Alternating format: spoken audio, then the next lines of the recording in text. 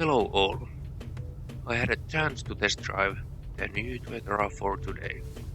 Unfortunately, it was only the front-wheel drive version. Especially today, all-wheel drive would be much better choice. And the session was so quick, only 30 minutes.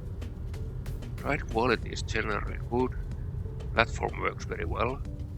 It felt very similar than any other Toyota car built on TNGA platform. Maybe just a bit softer. Cabin noise is quiet, at least at low speed as tested today. One thing I noticed was a long hood that helps on turning tight spots or at parking places, when you can actually see where the front of the car is going. Front visibility is on good level.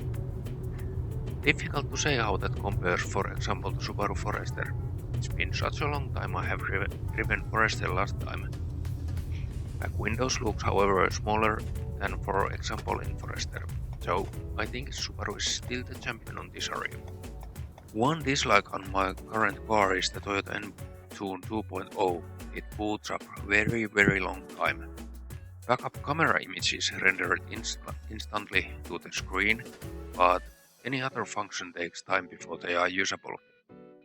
RAV4 has newer Entune called Entune 3.0. On the video, you can see the boot up time.